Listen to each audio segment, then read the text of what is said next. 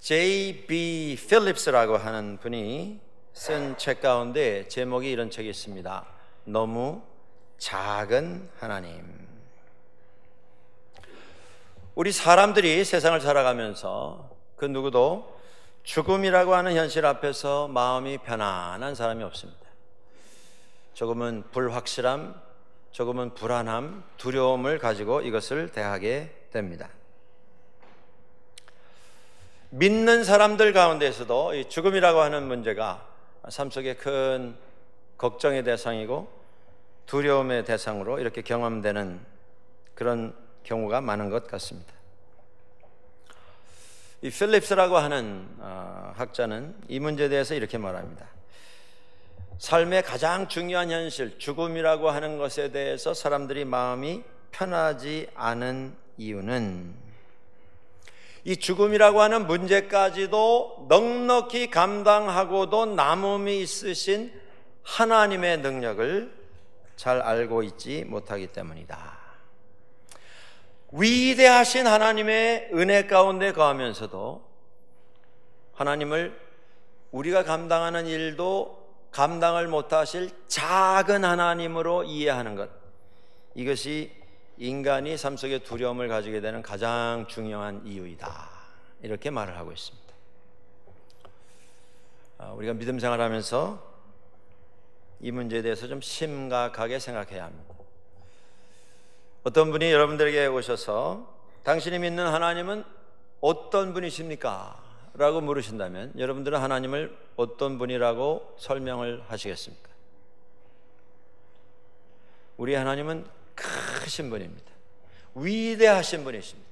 사람의 말로, 사람의 어떤 기준으로도 표현할 수 없으신 분이십니다. 그런데 그 하나님을 믿는 우리들이 그 하나님을 아주 자그마한 것에 국한을 시켜서 이해하고 하나님을 알아가려고 합니다. 그래서 우리들에게 문제가 있습니다. 어떤 비행기에 두 남자분이 탔습니다. 한 분은 젊은 분이었고 또 한 분은 나이가 지극한 중년 신사였습니다. 비행기가 이륙하고 난 다음에 그 젊은 분이 옆으로 고개를 돌려서 옆에 앉은 중년 신사에게 말을 걸기 시작합니다. 나는 누구이고 지금 나는 어딜 가고 있고 나는 무슨 일을 하는 사람입니다. 그는 천문학을 연구하는 천문학자였습니다. 학위를 지니고 있는 전문가였습니다.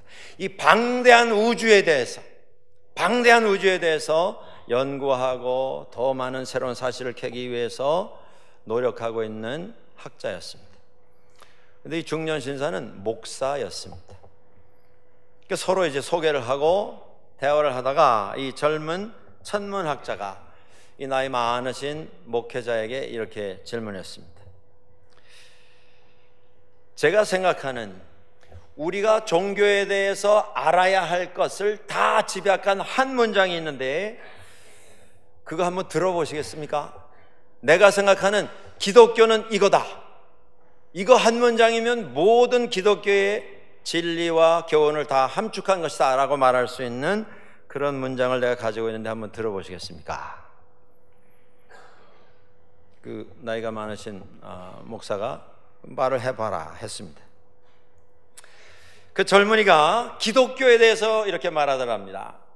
이것만 있으면 모든 걸 다 포함하고 설명하는 문장이 될 수 있다. 그러면서 이렇게 말했습니다. 남에게 대접을 받고자 하는 대로 너희도 남을 대접하라. 기독교는 이거면 다 됩니다. 이것밖에 없습니다. 다른 건 뭐 신경 쓸 거 없고 관심 가질 것도 없고 이거 한마디면 그 안에 다 함축되어 있다고 생각합니다. 여러분, 남에게 대접을 받고자 하는 대로 너희도 남을 대접하라. 예수님 하신 말씀이죠. 예수님의 말씀을 많은 부분 함축적으로 담고 있는 문장이면 틀림이 없습니다. 그러나 그 한 문장이 기독교의 모든 진리와 모든 사실과 교훈을 다 종합하고 포함하고 있는 문장이 될 수 있습니까? 그저 지극히 일부분일 뿐입니다. 그런데 이 사람은 그거 하나면 다 된다 이렇게 얘기를 한 겁니다. 그 얘기를 듣고 나이 지긋한 그 목사님이 좀 기분이 상했습니다. 뭐 깊이 생각도 안 하고 그렇게 유행 따라서 한마디 하고 그걸로 예수 그리스도를 다 한 것처럼 그렇게 큰 소리를 치나? 아무 말 안 하고 있다가 그 젊은이에게 그렇게 말했답니다. 당신이 천문학자인데 내가 목사로서 천문학을 다 포함하는 한 문장을 알고 있는데 그거 한번 들어보겠느냐? 이거 한마디면 천문학을 다 설명할 수 있다. 이 사람이 눈이 번쩍해서 한번 해보시라 그랬더니 이 목사님이 이렇게 말했답니다. 내 생각에는 천문학은 반짝반짝 작은 별, 아름답게 비치네. 그거 한 문장이면 천문학의 모든 진리와 모든 사실을 다 포함한 이런 문장이라고 나는 생각합니다. 누가 지어낸 이야기일 것입니다. 여러분, 우주가 얼마나 넓습니까? 그 안에 별이 얼마나 많이 떠 있습니까? 아무도 별이 몇 개인지조차도 모릅니다. 너무 많아서. 그런데 그 우주에 대해서 어떻게 반짝반짝 작은 별 아름답게 비추네, 그 한마디로 다 안다라고 말할 수 있습니까?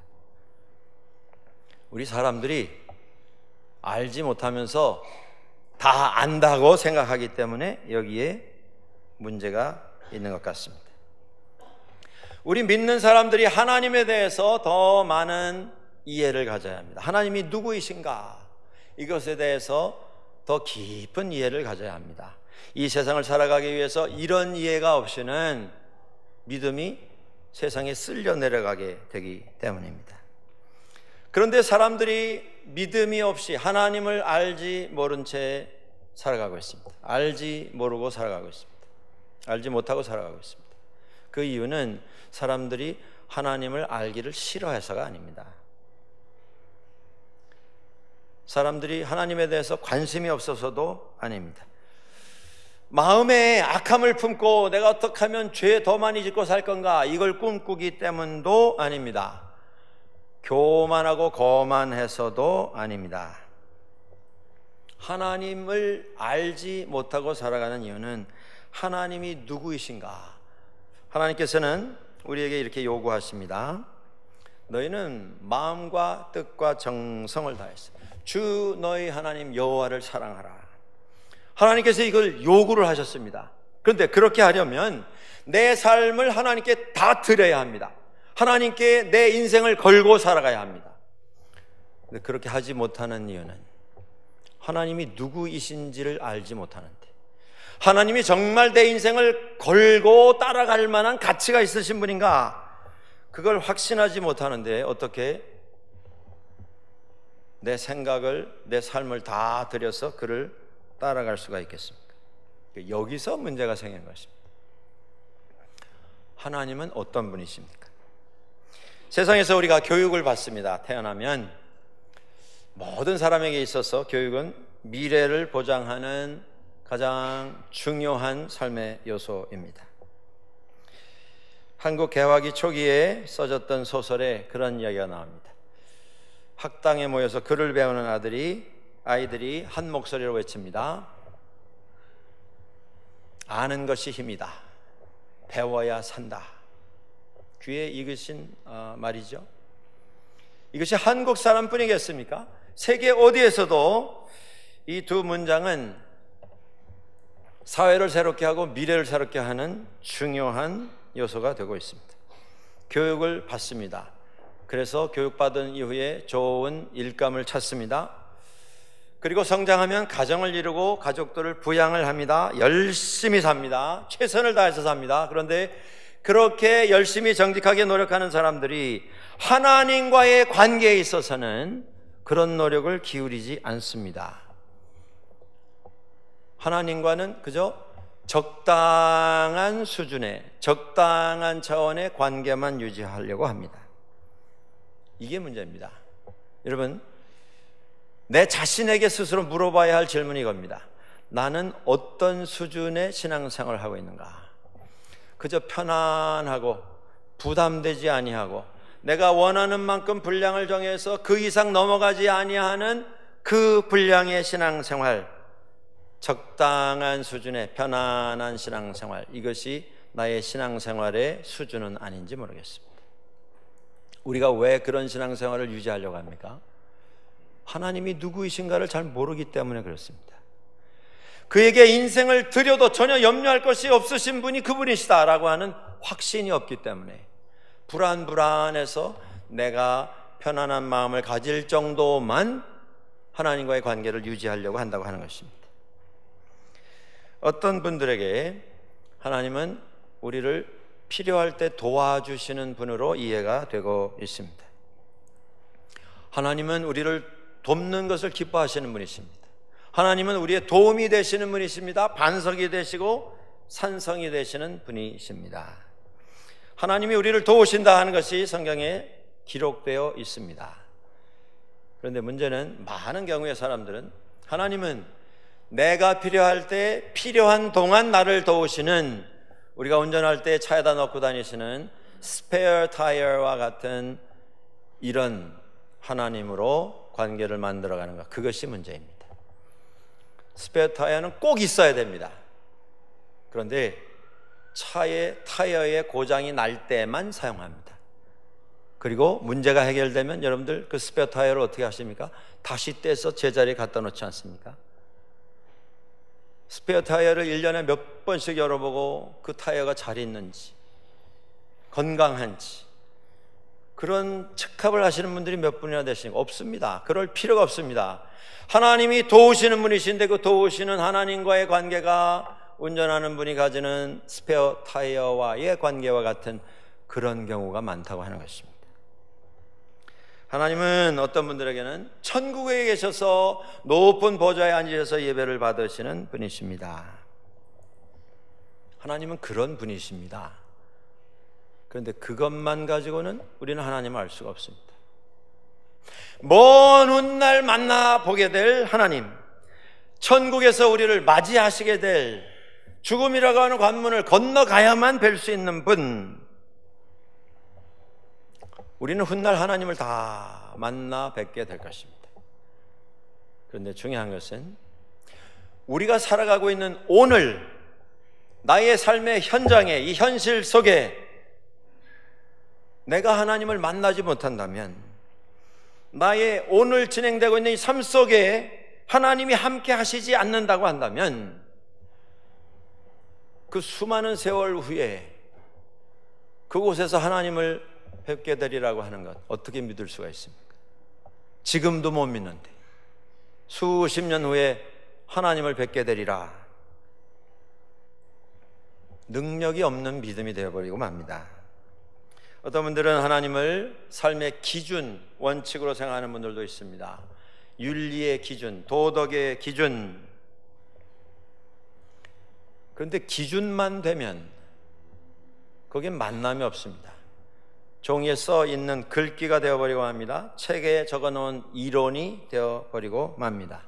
어떤 분들에게는 신앙이라고 하는 것이 부모님들이 믿으셨던 신앙, 조부모님들이 시작해 주신 가정의 전통, 거기서 끝나버리는 경우가 참 많습니다. 여러분, 우리가 한국 가정에 전통적으로 제사라는 걸 하지 않습니까? 아직도 그런 전통을 집에서 가지고 있으신 분들도 있으실 것입니다. 그래서 조상님들 생각하는 것입니다. 우리가 그분들의 자손이다. 자식들이 다 한자리에 모여서 우리가 이런 조상님으로부터 이 땅에 태어났다, 가족들이 하나됨을 다시 한번 확인하는 그런 시간입니다. 그런데 제사를 드리면서 그 자리에 우리 조상님들의 영혼이 오셔서 거기 차려놓은 과일을 잡수시고, 고기전을 드시고, 따라드리는 술을 마시고, 자식들을 위해서 영원한 축복을 부으신다라고 하는 어떤 신앙적인 믿음을 가지고 제사를 드리는 분들이 몇 분이나 되겠습니까? 신앙을 가정의 전통이라고 하는 차원에서 받아들이게 되면 이것이 우리 한국 문화 속에 제사와 똑같은 그런 효력, 그런 의미만 가질 뿐 더 이상도 더 이하도 아닐 수가 있습니다. 이것은 집에 내려오는 하나의 전통입니다. 풍습입니다. 나와 개인적으로 아무 상관이 없습니다. 집안에 있는 것이기 때문에 그냥 협조하는, 그저 참여해 주는 차원, 이 차원이 되어버리고 맙니다. 놀라운 것은 오늘 너무나 많은 기독교인들이 다른 분들의 하나님을 예배하고 있습니다.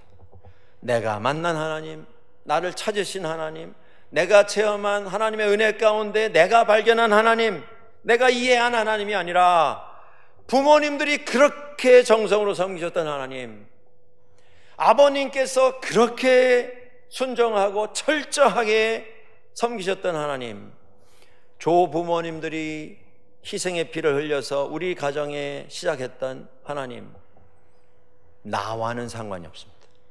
그저 전통이고 내려오는 하나의 유물, 유산과 같은 것이 될 수 있습니다. 그 속에 하나님과의 개인적인 만남은 이루어지지 않습니다. 또 어떤 분들은 하나님께서 우리에게 필요한 것을, 좋은 것을 공급해 주시는 분으로 생각하는 분들도 있습니다. 하나님은 우리에게 늘 새로운 것을, 필요한 것을 기쁨으로 공급을 해 주시는 분이십니다. 그런데 그것에만 집착하게 되면 하나님은 마음 착한 산타클로스 할아버지와 같은 분이 되어버리고 맙니다. 여러분은 하나님을 누구라고 설명을 하시겠습니까? 우리는 하나님 앞에 정말 하나님이 이런 분이시기에 내 삶을 다 드려서 순종을 할지라도 내게 두려움이 없고 꺼리낌이 없고 망설임이 없다라고 고백을 할 수 있는 그런 하나님으로 우리가 이해를 하고 있습니까? 성경은 우리에게 말씀합니다. 하나님은 위대하신 분이신데, 그래서 우리의 모든 것을 다 드려서, 우리의 마음과 뜻과 정성을 들여서 하나님을 믿고 순종할 만한 가치가 있으신 분이신데, 그분은 이 세상을 지으신 창조주시다, 우리들에게 설명을 하고 있습니다. 시편 8편 1절은 이렇게 시작이 됩니다. 여호와 우리 주여, 주의 이름이 온 땅에 어찌 그리 아름다우신지요. 하늘도 땅도 바다도 우주 공간도 그 안에 충만한 모든 생물도 다 하나님의 손에 의해서 지음을 받은 피조물입니다. 하나님만이 주인이십니다. 여러분, 창조주이신 하나님, 틀림없이 성경이 말씀하는 위대한 하나님을 표현하는 고백입니다만은, 그것으로 하나님을 우리가 다 표현할 수가 있겠습니까? 그것도 부족합니다. 그러면 어떻게 우리가 하나님의 그 위대하심을 우리 스스로 체험할 수가 있겠습니까? 요한복음 1장은 우리들에게 아주 중요한 사실을 선포합니다. 그것은 말씀이 육신이 되었다라고 말씀합니다. 1장 1절에 이런 말씀이 나옵니다. 태초에 말씀이 계시니라. 이 말씀이 하나님과 함께 계셨으니 이 말씀은 곧 하나님이시니라. 하나님이신 그 말씀이 하나님과 함께 계셨습니다. 그런데 그 말씀이 우리에게 임하셨습니다. 그가 태초에 하나님과 함께 계셨고 만물이 그로 말미암아 지은 바 되었으니 지은 것이 하나도 그가 없이는 된 것이 없느니라. 태초로부터, 태초 이전부터 하나님과 함께 계셨던 하나님이신 예수 그리스도께서 육신을 입어 우리 가운데 오셨습니다. 여러분들, 이게 중요한 사건인 것은 저 멀리 계셔서 천지를 창조하시고 천지를 운영하시는 하나님, 그 하나님을 바라보는 게 아니고 그 하나님 쳐다보고 그 하나님 사모하는 관계가 아니라 그 하나님께서 우리 가운데 들어오셔서 우리와 하나가 되셔서 우리와 함께 동행하시고 우리에게 말씀하셨고 우리를 만나주셨고 우리를 먹이셨고 우리와 함께 사시다가 우리를 위해서 죽으셨고 죽으셨을 뿐만 아니라 부활하심으로 죽음의 영원한 권세를 깨뜨려 버리셨습니다. 죄의 영원한 구속을 깨뜨려 버리시고 우리에게 생명을, 구원을 허락을 해 주셨습니다. 하나님을 어떻게 이해할 수 있는가? 예수 그리스도를 만남으로 우리는 비로소 하나님을 이해할 수 있게 됩니다. 예수 그리스도는 우리 가운데 오셔서 하나님께서 모든 피조물에게 부여하신 모든 과정, 경험, 삶의 부담, 희노애락을 다 경험토록 해주신 분이십니다. 하나님의 사랑 가운데 예수 그리스도는 인간이 되셔서 우리와 함께 사셨습니다. 우리가 그 하나님을 믿습니다. 하나님은 그런 분이십니다. 그런데 그 하나님을 믿으면서 우리들에게 어려운 마음이 들어오는 때가 있습니다. 괴로움이 우리에게 생길 때, 기도가 응답되는 것 같지 않습니다. 선한 사람이 고난을 당하는 걸 보게 됩니다. 오히려 손해보고 오히려 더 고통을 당하는 걸 봅니다. 그런 일을 스스로 경험하고 그런 일에 우리 자신이 노출이 되고 그 시간이 지속이 되면서 누구도 그런 말을 해보게 됩니다. 내가 하나님을 믿었는데 하나님은 나를 실망시키시는 분이시다.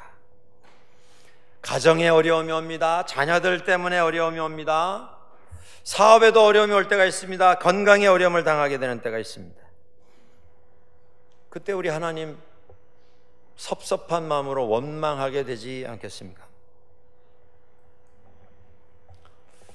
때로는 우리 믿는 사람들이 하나님이 들어주실 수 없는 것을 하나님께 요구하는 때가 있습니다. 우리의 삶을 우리 스스로 시간표를 다 짜서 미리 작정을 해놓습니다.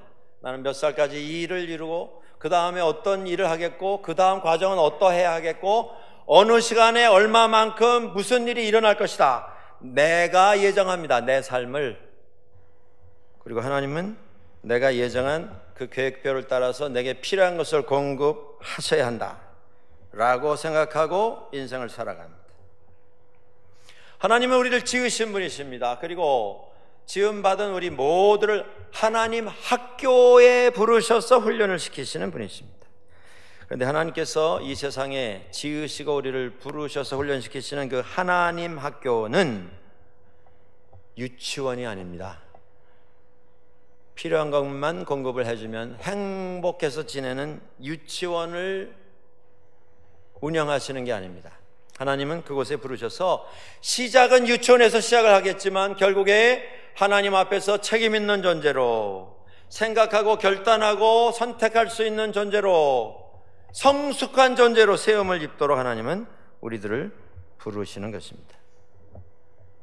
하나님은 그 하나님 학교에서 인간의 자유라고 하는 것, 자유의지라고 하는 것을 우리들에게 주시기 위해서 많은 일을 진행을 하셨습니다.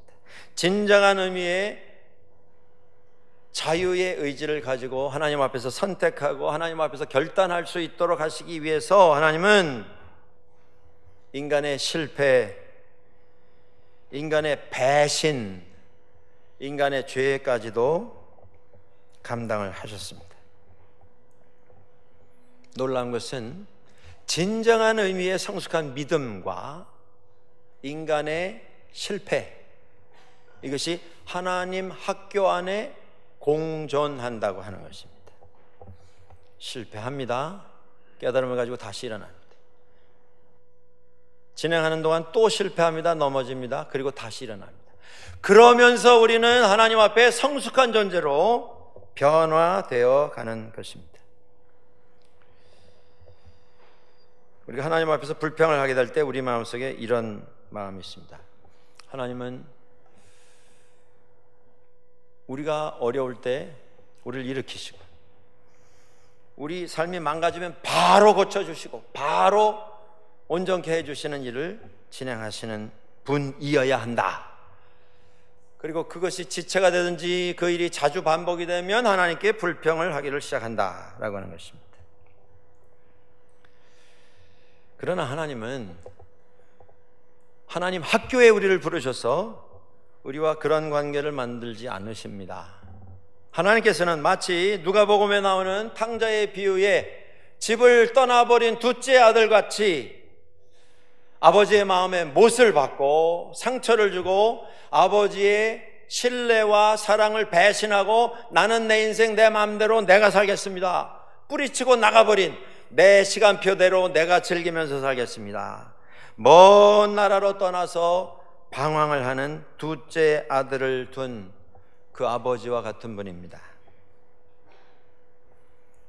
우리 생각에, 인간 생각에, 아니 하나님께서 애초에 이 둘째 아들의 마음에 감동을 주시고 깨달음을 주셔서 아예 엉뚱한 생각을 안 가지게 하셨으면 그런 일 없었을 거 아니냐. 상처받을 일도 없고 방황할 일도 없고, 그 얼마나 시간 낭비이고 물질의 낭비인가. 아예 처음부터 감동을 주셔서 그저 하나님만 바라보고 순종하며 살아가는 그런 삶을 주셨다고 한다면 이런 고생 안 해도 되는 거 아닌가. 근데 하나님께서는 그 둘째 아들 탕자, 그 사람을 먼 곳에 나가도록 그냥 두셨습니다. 거기서 온갖 고생 다 하면서 깨달음을 가지고 내가 인생이 이렇게 살 게 아니구나, 내가 아버지께로 돌아가지 않고는 내 인생에 소망이 없다라고 하는 걸 깨닫고 깨달음을 가지고 그 아들이 돌아올 때까지 기다리는 아버지, 하나님은 그런 분이십니다. 여러분들, 끈에다가 인형을 달아서 흔들면 흔드는 대로 흔들거리는 인형, 하나님은 우리를 그렇게 지으지를 않으셨습니다. 방황을 할지라도 진정한 의미의 깨달음을 가지고 본인이 결단하고 결심하여서 두 손 들고 주님 앞에 옵니다. 천부여 의지 없소서, 주님께 옵니다. 고백하며 회개하며 돌아올 수 있는 그 아들을 하나님께서는 원하셨습니다. 그 일을 이루어 가시는 분이 하나님이십니다.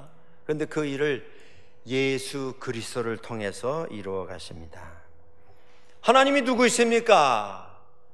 예수 그리스도를 들여다보면 하나님이 누구이신가를 우리는 알 수 있습니다. 제가 이런 제목으로 설교를 드리면서도 저는 하나님이 누구이십니까? 라고 하는 질문에 정확하게 질문하는 모든 분들의 마음을 완전히 시원하게 해드릴 해답을 저는 가지고 있지 않다는 걸 고백할 수밖에 없습니다.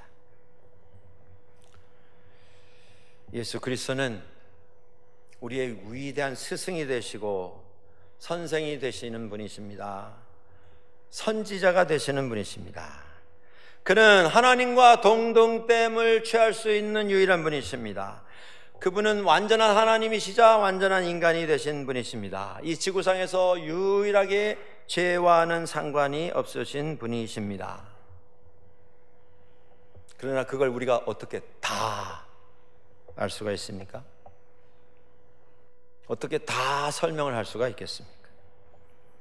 우리가 하나님을 알고자 하는 이런 마음이 필요합니다. 그런데 하나님이 누구이신가를 알고자 하는 그 노력, 그 시도는 예수 그리스도와 부활의 능력, 우리를 위해서 죽으셨을 뿐만 아니라 부활하셔서 우리의 영원한 구주가 되셨다라고 하는 것을 깨닫는 그 순간, 하나님이 누구이신가 하는 것을 찾는 노력은 거기서 끝이 납니다. 왜냐하면 하나님은 예수 그리스도를 통해서 우리를 구원하신 우리의 구원자가 되시는 분이시기 때문입니다. 여러분, 하나님이 누구이신가? 방대한 설명 지식이 필요 없습니다. 우리가 확인해야 할 지식이 바로 이것입니다. 하나님은 우리를 사랑하시되 독생자 예수 그리스도를 주셔서 그를 믿는 자마다 멸망치 않고 구원을 얻게 해 주신 분이십니다. 그 누구도 다 구원하실 수 있는 능력, 권한을 가지신 분이십니다. 요한복음 1장 18절에 이런 말씀이 있습니다. 본래 하나님을 본 사람이 없으되 아버지 품속에 있는 독생하신 하나님이 나타내셨느니라. 하나님을 본 사람은 아무도 없습니다. 그러나 하나님 품 안에 있으신 독생자 예수 그리스도께서 하나님이 누구이신가를 우리에게 보여주셨다라고 하는 것입니다. 예수님께서 말씀하셨습니다. 요한복음 14장 9절입니다. 나를 본 자는 아버지를 보았다. 6절에서 또 말씀합니다. 내가 곧 길이요 진리요 생명이니 나로 말미암지 않고는 아버지께로 올 자가 없느니라. 하나님이 누구이십니까? 예수 그리스도를 우리에게 보내셨어요. 우리를 구원하신, 우리의 구원이 되시는 분이십니다. 우리가 왜 하나님을 믿어야 합니까? 왜 하나님께 우리 인생을 다 드려도 염려할 것이 없는 그런 분이십니까? 하나님은 우리를 구원하시는 유일한 분이시기 때문입니다. 이 믿음의 확신과 고백을 가지시고 세상을 향하여 하나님은 이런 분이십니다 선포하며 살아가는 우리 모두가 될 수 있기를 주의 이름으로 간절히 축원합니다.